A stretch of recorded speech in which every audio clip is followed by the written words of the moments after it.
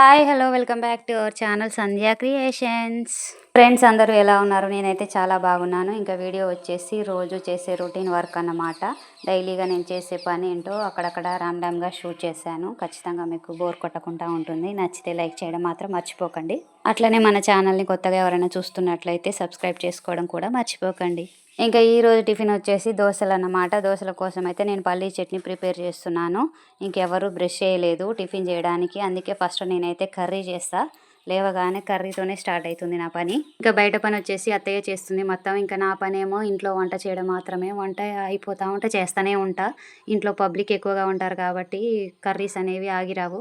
ఇప్పుడు కూడా బెండకాయ కర్రీ సరిపోదని చెప్పేసి బెండకాయలు కల్తీ చేసి అందులో ఒక దోసకాయ వేసి కర్రీ ఎక్కువ చేసేసిన. మొత్తం 7 మెంబర్స్ ఉన్న ఇంట్లో కర్రీ ఒక పూటైనా సరిపోవాలంటే ఏదో ఒక కల్తీ చేయాలి కదా మరి.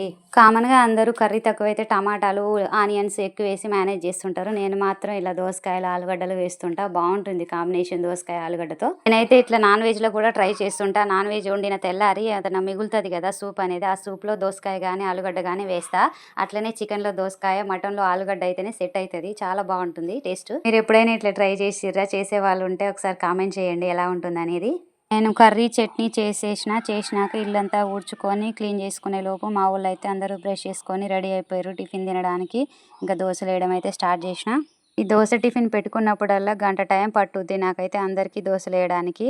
నిలబడి కాళ్ళు నొప్పులు వేస్తాయి. అసలు ప్లెయిన్ దోశలే వేయలేక చస్తున్నాను రా బాబు అంటే ఇంకా మా పిల్లలకి అందులోనే వెరైటీ దోశలు కావాలి. మా పెద్దోడేమో ఆనియన్ కారం అడుగుతాడు. ఇంకా మా చిన్నోడేమో ప్లెయిన్ దోశలే, ఇంకా అదొక షేప్ ఇదొక షేప్ వేయొచ్చు కదా మమ్మీ అని అడుగుతాడు.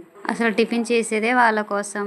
మనమైతే ఏదో ఒక కర్రీ వేసుకొని అన్నం వండుకొని తినేయచ్చు. వాళ్ళ కోసమే కాబట్టి ఇంకా వాళ్ళు అడిగింది చేయాలి, తప్పదు కదా మరి. ఇంకా హాలిడేస్ వస్తే వాళ్ళు టిఫిన్ తినే టైంకి ఇంకా గ్యాంగ్ ఉంటుంది వాళ్ళది. దండుపాలెం బ్యాచ్ లాగా ఒక గ్యాంగ్ ఉంటుంది. ఇప్పుడైతే పక్కనున్న ఇద్దరు కూడా మనోళ్ళే, మా పిల్లలే వాళ్ళు కూడా. ఇంకా వాళ్ళకు కూడా దోశలు వేసిన నలుగురు కలిసి కుమ్మేస్తున్నారు బాగుందని చెప్పేసి. నిజానికి టిఫిన్ పిండి ఏదైనా ఇడ్లీ కానీ దోశ కానీ ఇంకా బోండా కానీ ఏ పిండి ఉన్నా కూడా దాంతో ఉదయం సాయంత్రం మేనేజ్ చేయొచ్చు. ఇంకా వేరే స్నాక్స్ చేయాల్సిన అవసరం ఉండదు. ఇంకెప్పుడైనా పిండి నానబెట్టుకోవడం మర్చిపోయినప్పుడు ఇంకా నాకు చుక్కలు కనిపిస్తాయి. గంటకు ఒకసారి ఆకలి అనేస్తారు. ఇంకా మా చిన్న బాబు అయితే ఇంకా నెరి ఆకలి అని చంపేస్తాడు. మా పిల్లలకి టిఫిన్స్ బాగా అలవాటు పడిపోయినాయి. ఇంకా అందుకే నేను కూడా టిఫిన్స్ చేయడానికి ఇంట్రెస్ట్ చూపిస్తా. ఎందుకంటే టిఫిన్స్లోనే ఇంకా హెల్తీగా మిల్లెట్స్తో కలిపి నానబెట్టుకోవడం అలాంటివి చేస్తుంటా. నేను పెసరపప్పు లాంటివి ఎక్కువగా కలుపుతుంటాను, రాగులు జొన్నలు ఇలాంటివి. ఇంక ఇప్పుడైతే మామూలుగా రైసు మినపప్పుతో ఉన్న దోశలు అయితే వేస్తున్నాను. ఇంకా ఇప్పుడు హాలిడేస్ కాబట్టి వాళ్ళకి నచ్చినట్టు వేస్తాను. స్కూల్ ఉన్నప్పుడు అయితే తప్పకుండా తిని వెళ్తారు మిల్లెట్ దోశలే. ఇంకా అందరికీ ఒక్కొక్కరికి దోశలు వేసేసరికి నాకు నీరసం వస్తుంది. అప్పటిదాకా అయిపోవన్నమాట. దాదాపుగా 10 అయిపోయింది దోశలు వేసేసరికి. ఇంకా ఇక్కడ మా అత్తయ్య అయితే ప్రహరీ గోడ కట్టించినాం కొత్తగా. ఇక కొంచెం వర్క్ ఉంటే చేపిస్తుంది, పండగ వస్తుంది కదా అని చెప్పేసి. ఇంకా మళ్ళీ నాకైతే ఇక లంచ్ టయానికి రైస్ వండాలి కాబట్టి ముందే వండేస్తున్నా. ఇంకా అత్తయ్య టిఫిన్ తినలేదు, పని చేస్తుంది కాబట్టి ఎండలో అన్నమే తింటా అని చెప్పేసరికి నేను రైస్ వండిన.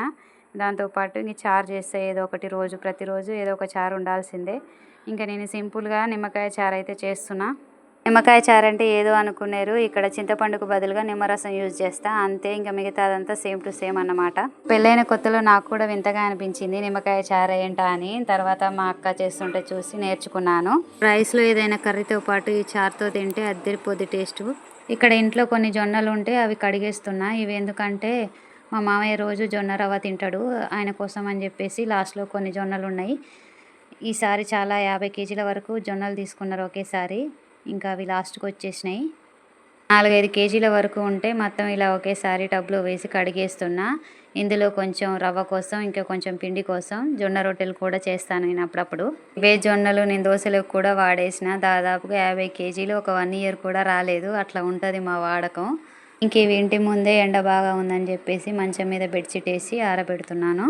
ఈ పని అంతా అయిపోయేసరికి 11-11:30 అయిపోయింది. ఇంకప్పుడు నేను తినేసి ఇంకా అత్తయ్యది ఒక బ్లౌజ్ ఉంటే కట్ చేస్తున్నా కుట్టడానికి.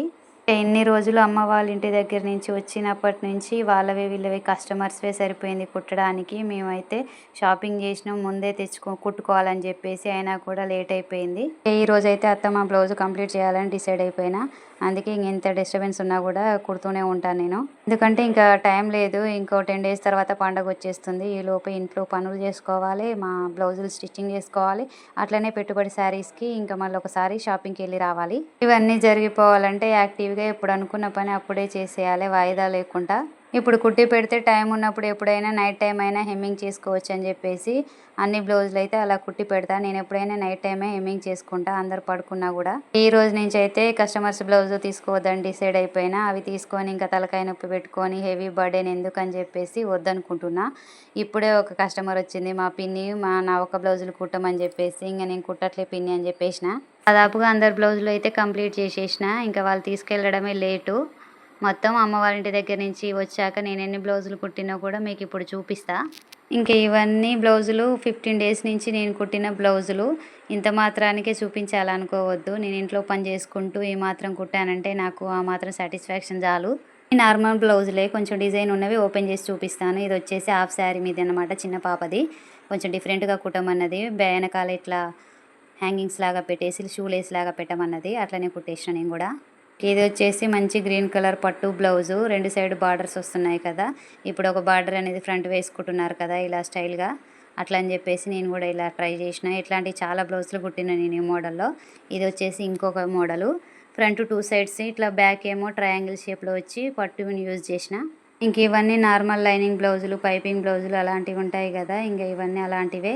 ఎన్ని కుట్టానని నేను కూడా లెక్కేసుకుంటున్నాను. ఇంతవరకు చూసుకోలేదు ఎవరెవరు ఎన్ని ఉన్నాయని చెప్పేసి. ఇచ్చిన వాళ్ళు ఒక్కరు కూడా తీసుకెళ్ళలేదు. తీసుకెళ్ళడానికి ఎంత టైం పడితే ఇంకా డబ్బులు ఇవ్వడానికి ఎంత టైం పడుతుందో. పల్లెటూళ్ళలో అసలు తొందరగా డబ్బులే ఇవ్వరు. బ్లౌజులు మాత్రం టైంకి కంప్లీట్ చేసి ఇవ్వమంటారు. మరి అదేంటో నాకు అర్థం కాదు. ఎవరి బ్లౌజులు వాళ్ళకి ప్యాక్ చేసి సపరేట్గా పెట్టేసిన. ఇంకా వాళ్ళు తీసుకెళ్ళడం ఆలస్యము. ఇంతలోనే మా పిల్లలకి లంచ్ టైం అయిపోయింది. బ్లౌజ్ కుట్టడానికి రెడీ అయ్యే ముందు వాళ్ళకి లంచ్ పెట్టేస్తే పని అయిపోతుందని చెప్పేసి లంచ్ అయితే పెట్టేసిన. పాపం వాళ్ళ కోసం ఏమీ చేయట్లేదు, చేసిన కర్రీస్ ఏమో వాళ్ళు తినరు. ఇంకా ఈ పూటకైతే పెరుగన్నంత సరిపెట్టుకోండి అని చెప్పేసి పెరుగన్నము మామిడికాయ పచ్చడి వేసి తినిపించేసిన. ఇంకా మధ్యలో ఇలాంటి డిస్టర్బెన్స్లన్నీ దాటుకొని నేను బ్లౌజ్ స్టార్ట్ చేసేసరికి 4 అయిపోయింది. ఇంకా 1 అవర్లో కుట్టేయాలి ఈ బ్లౌజు. ఇంకా నాకైతే 6 వరకు పట్టింది, 2 అవర్స్ పట్టింది. అయినా కూడా మధ్యలో డిస్టర్బెన్స్ పిల్లలతో. మొత్తానికి 6 కల్లా అత్తయ్య బ్లౌజ్ అయితే కంప్లీట్ చేసిన. నేను పెద్ద సీనియర్ టైలర్ని ఏం కాదు, కొంచెం టైం ఎక్కువ పడుతుంది, నిదానంగా కుట్టేస్తాను, కానీ నీట్గా వస్తుంది ఫినిషింగ్. నార్మల్ బ్లౌజే కాబట్టి 2 అవర్స్లో కుట్టేశాను. ఇంకేదైనా డిజైన్స్ ఉంటే మాత్రం ఇంకెక్కువ పడుతుంది టైము. ఎందుకంటే ఇప్పుడే కస్టమర్స్ బ్లౌజులు కుడుతున్నాను, ఎక్కడ ఖరాబ్ అయిపోతాయేమన్న భయంతో స్లోగా కుట్టేస్తాను. ఆ వర్క్ అంతా అయిపోయేసరికి ఇల్లు చూడండి ఎలా ఉందో. మిషన్ దగ్గర నేను పెంట చేస్తే ఇల్లంతా మా వాళ్ళు పీకి పందిరేసిర్రు. ఇంకా ఇప్పుడు ఇవన్నీ సర్దుకోవాలి. అత్తయ్య ఏమో తన పనిలో తను ఉంది. ఇంకా బయట వర్క్ కూడా ఇలా నాకే అనమాట. ఏం చేస్తాం, తప్పదు కదా మరి. ఇంకా వెళ్తూ మీరు మాత్రం లైక్ చేయడం మర్చిపోకండి. చూస్తున్నారు కానీ లైక్లు అసలు రావట్లేదు. ప్లీజ్ లైక్ చేయొచ్చు కదా. Bye bye.